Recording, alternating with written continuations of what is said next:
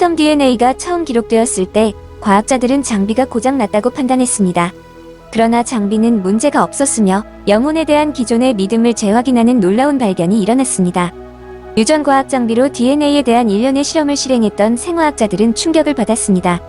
어느 한 사람의 폭력적이거나 일반적인 죽음 이후에 이 사람의 유전자는 완전히 소멸되지 않고 생존 시에 가지고 있던 모든 정보를 담고 있는 유령을 남긴다는 것이 밝혀졌습니다.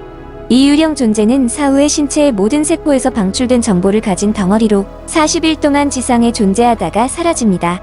이것은 센세이션이었습니다.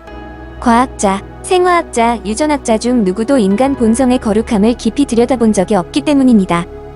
1980년대 중반까지 피터 페트로비치 가리에프 박사는 일부 과학계에서만 알려진 인물이었습니다. 이 사람은 구소련 과학 아카데미의 물리 및 기술 문제 연구소에서 근무했으며 동료들과 함께 DNA 연구에 참여했습니다. 피터 박사와 연구원들은 DNA 분자를 가져와 분광 큐벳에 넣은 후 빨간색 레이저 빔을 쏘았고 DNA 분자의 광자가 산란되어 분자에 포함된 각 성분의 특성을 나타냈습니다. 이들은 이때 남성과 여성이 가진 미세한 크기의 염색체 세트가 어떻게 전체 생물학적 시스템의 생성을 지시할 수 있는지에 대한 해답을 찾으려고 시도했습니다. 산란된 빛의 스펙트럼을 통해 핵에서 발산되는 소리 또한 감지할 수 있었습니다. 핵은 음파를 발생시키는 진동 운동을 수행합니다. 그래서 비유적으로 말하자면 레이저의 영향을 받아 핵이 춤추고 노래를 한 것입니다. 연구원들이 산란 스펙트럼을 촬영했을 때 핵은 저주파에서 침착하게 일종의 노래를 했습니다. 이들 연구원들은 이처럼 핵이 발생시키는 음파를 생명의 찬가라고 불렀습니다. 그러나 이것이 전부가 아닙니다. 레이저와 같은 뜨겁고 불리한 외부 요소에 노출되는 시간이 길어질수록 핵은 마치 누군가에게 도움을 요청하는 것처럼 날카롭게 소리를 내기 시작했습니다. 레이저를 더욱 강하게 가열하면 DNA 유전자 정보가 기록된 액정이 녹으면서 핵을 구성하는 물질이 죽으며 마지막에는 마치 비명을 지르는 것 같은 음파를 발생시켰습니다. 구소련 연구원들이 실행한 이러한 실험들은 당시 일반적이고 일상적인 것들이었으며 아무것도 놀라울 것이 없었습니다. 그러나 한 가지의 우연이 발생했습니다. 1985년 피터 박사는 자신의 부주의로 인해 먼저 진행된 실험에서 파괴된 핵이 남아있던 큐벳에 레이저를 쏘았습니다. 박사는 즉시 자신이 실수를 한 것을 알아챘지만 여전히 실험 장비의 모니터를 힐끗 보았습니다. 피터 박사는 이때 발생한 스펙트럼이 본질적으로는 최근에 진행했던 실험의 DNA 핵에서 발생되었던 스펙트럼과 같지만 신호만 약해졌다는 것을 깨달았습니다. 즉 핵을 구성했던 물질은 더 이상 세상에 존재하지 않았지만 그 흔적은 계속 존재했습니다. 자신의 실험에서 뭔가 잘못되었다고 판단한 박사는 실험 장치를 세척하고 새로운 큐벳으로 실험을 여러 번 반복했습니다. 세포핵은 파괴되기 전에 날카로운 소리를 냈고 파괴되기 직전에는 비명을 질렀으며 핵을 구성하는 물질이 없어진 파괴된 핵에 레이저를 쏘면 그 흔적은 항상 남아있었습니다. 피터 박사는 자신의 눈을 믿을 수 없었습니다. 레이저 빔은 마치 살아있는 DNA 핵에 쏘는 것과 다름없이 작동했습니다. 한편 피터 박사가 발견한 이것은 다른 연구원들이 수행한 수많은 후속 실험을 통해 확인되었고 팬텀 DNA라고 명명되었습니다. 또한 분광계 장비는 정확하게 40일 동안 파괴된 DNA의 주변에 머무는 팬텀 DNA의 존재를 기록했습니다. 그리고 놀랍게도 이것은 바로 종교에서 이야기하는 영혼이 자신의 죽은 육체 주변에 머무르는 기간과 유사합니다. 전 세계의 일부 폐쇄된 비밀 지하 실험실에서 호기심과 야심이 가득 찬 과학자들에 의해 인간과 동식물의 유전자를 이용한 실험이 수행되고 있다는 것은 특급 비밀이 아닙니다.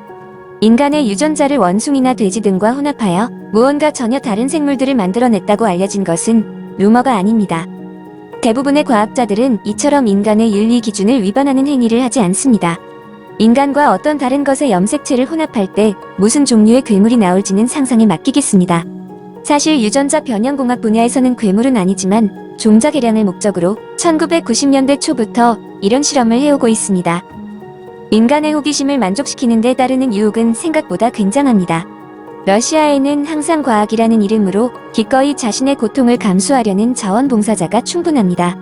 유전학자, 생물학자 또는 생화학자이든 상관없습니다. 이들은 자신들의 호기심을 만족시키는 데 따르는 후회를 하지 않습니다.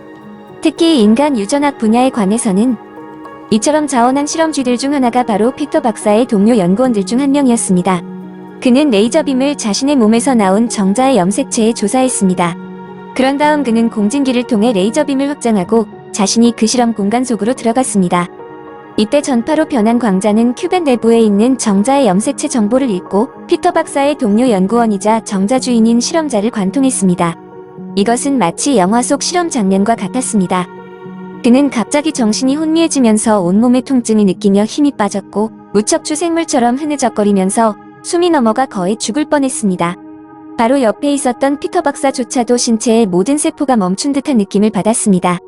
정자 주인인 과학자의 통증은 그날 자정이 되자 갑자기 멈췄고 안정되었습니다. 피터 박사 연구팀의 실험은 DNA의 유전 정보가 모든 인간 언어의 기본 원리들과 마찬가지 방식으로 저장되고 기록되어 있다는 것을 증명했습니다. DNA 분자는 원초적으로 세팅된 기억력을 가지고 있으며 자신이 원래 있던 곳에 정보를 전송할 수 있습니다. 피터 박사에 따르면 DNA 테스트, 사람들의 글쓰기와 말하기는 동일한 관리 기능을 수행합니다. 따라서 문자화된 정보와 언어를 통해 어떤 DNA와도 통신할 수 있습니다. 컴퓨터 언어가 있는 것처럼 유전자의 언어를 모방하도록 실험 장비를 개조한 피터 박사는 손상된 밀과 보리의 씨앗을 복원할 수 있었습니다.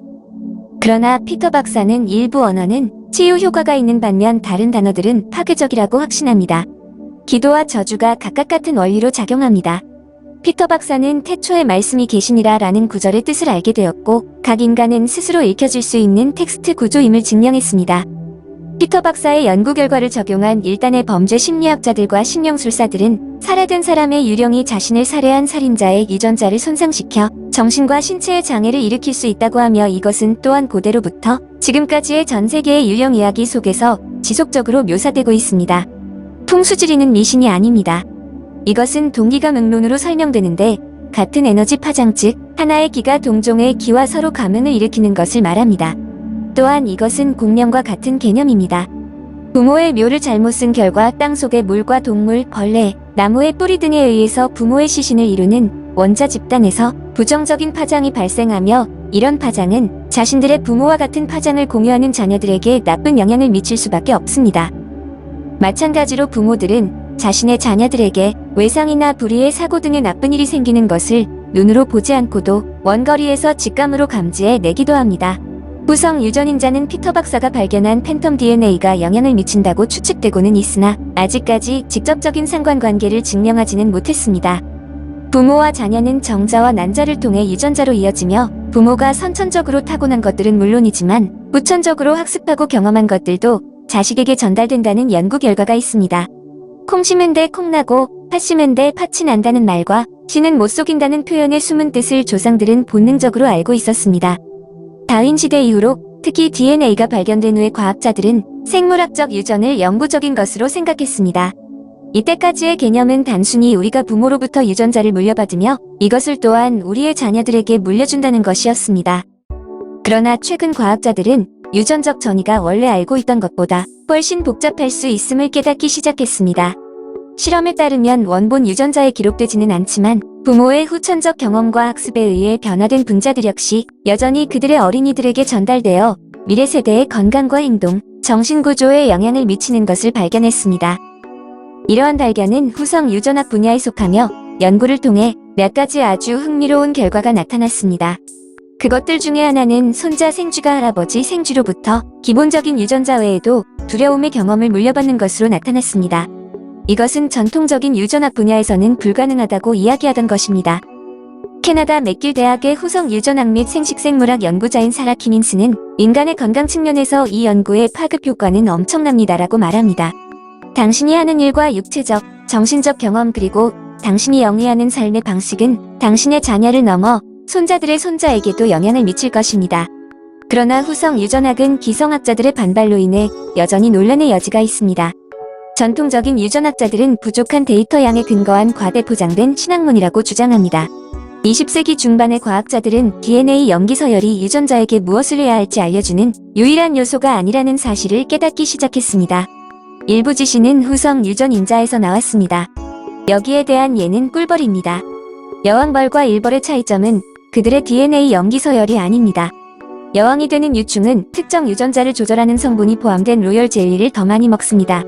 비슷한 방식으로 과학자들은 인간의 식단 선택이 암 관련 유전자를 켜거나 끌 수 있다는 것을 발견했습니다.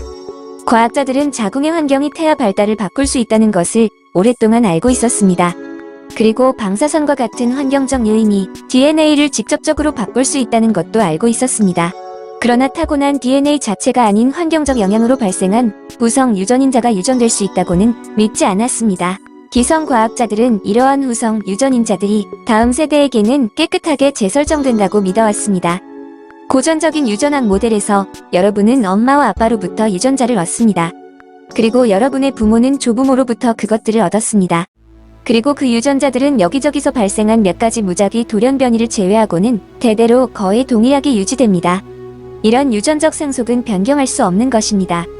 그러나 후성적 유전은 한 사람의 경험이 분자 변화와 팬텀 DNA 방식으로 유전자의 특정한 위치에 남을 수 있음을 시사합니다. 그리고 그 분자적 변화는 미래 세대로 계속 전달되어 자손들은 조상들이 경험한 것들을 물려받을 수 있음을 의미합니다. 여기서 더 나아가 부모의 정신적인 문제나 범죄 행위조차도 자식들에게 전이될 수 있는지 연구가 진행되고 있습니다. 후성 유전학은 아직 상당히 젊은 연구 분야입니다. 아직 이 학계에는 방대한 양의 정보가 누적되지 않았기 때문에 후성 유전인자들이 미래 세대에 얼마나 많은 영향을 미치는지 아무도 자세히 모릅니다. 과학자들은 이러한 후성적 유전인자가 물리적으로 가역적이라고 말합니다. 이것들은 DNA와 같은 영구적인 상속 형태가 아니기 때문에 새로운 세대에서는 이것들을 극복할 수 있다고 믿습니다. 그리고 이것은 자신에게 달려 있습니다.